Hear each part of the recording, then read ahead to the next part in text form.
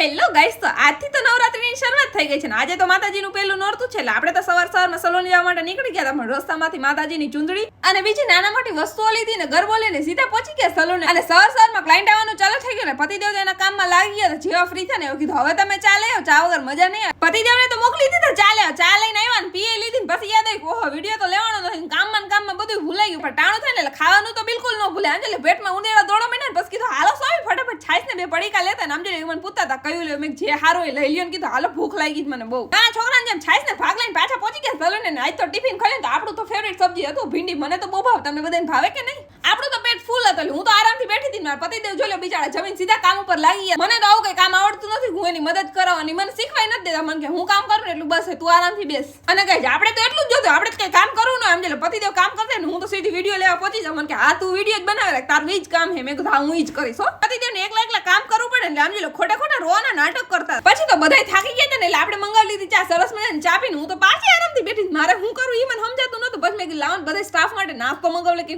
બધાને ભૂખ લાગી હતી. બધાને લાગી એક ન લાગી પણ મને જેટલી લાગી હતી બેઠા બેઠા આપણે કઈક તો કરવું ને. પછી તો જુગાડી એડામાંથી મસ્ત મજાના સમોસા ને પવડાપા મંગાવી લીધા ને આમ જોડે બધા સરસ મજાનો નાસ્તો કર્યો. જાજો જ નાસ્તો કરાઈ ગયો. પ્રતાપે ઘરે જમવાનું ના પાડી દીધી ને આપણે મમ્મીને ફોન કરી દીધો મારું જમવાનું ન બનાવતા. ફૂલ પેટ નાસ્તો કરી બધા પોતપોતાનું કામ કરતા હતા. સાંજના 7 વાગે ને એટલે આપણે તો માતાજીના ધૂપ દીવા કરી લીધા ને પછી જોઈ લે બધું કામ ફિનિશ કરીને અમે નીકળી ગયા ઘરે જવા માટે. અને આ ગરબી જોઈને તો મને મારું બાળપણ યાદ આવી ગયું. હું નાની હતી ત્યારે બહુ ગરબીમાં રહેતી હતી અને સૌથી વધારે મજા તો છેલ્લા દિવસે લાણી આપે ને ત્યારે ઘરે રોટલા ખાવાની તો ના પાડી હતી. રાતના 11 વાગે ને એટલે ભૂખ લાગે એટલે બધા ચા ને ગાંઠિયા ખાવા પહોંચી ગયા. મારે તો ખાલી ચા જ પીવી હતી. પ્રતાપે ધરા મને થેપલું કવડે ને એને ભૂખ લાગી હતી ને એને 4-5 થેપલા ને દહીં ઉલાવ્યા ને મેં મારા હાટું ગાંઠિયા મંગાવ્યા. અહીં ચા ને ગાંઠિયા ખાધા ને તો મને સીધી મારી બેનપણીની યાદ આવી ગઈ. કેમ કે કોરોના ટાઈમે તમે રોજ અહીં ચા પાણી પીતા ને ગાંઠિયા ખાધા ને એટલી મજા કરી ને આ વિડીયો જોઈને તો એને હસવું આવશે. બે ગાંઠિયા તો પરાણે ખાધા ને પછી જેવા દાઢે ચડ્યા ને આમ જોઈ સારામુના ખાવાનું ચાલુ કરી દીધું હતું. સરસ મજાનો નાસ્તો કરીને આરામથી બેઠી હતી તો વિચારે આ લોકો પાણીની ઠેલી હું કમાઈ ટીંગાડી છે. પતિદેવ ને બિચારાને 2 ટાઈમ તો ધરાઈને રોટલા ખાવા જોઈએ પણ આજ ફોન કરીને ના પાડી દીધી તો વહમું પડી ગયું એટલે સેન્ડવિચ ને થેપલામાં રોડવું પડ્યું. હવે આજ માટે આટલું થઈ જાય. ઘર ભેગા મળીએ કાલના નવા મિની વ્લોગમાં. Tata bye bye guys. Tata bye bye કરો તમે સીધા ભાગવા જ મને મારી YouTube ચેનલ તો સબસ્ક્રાઇબ કરો એટલે હું જલ્દી રૂપિયા વાળી થઈ જાઉં.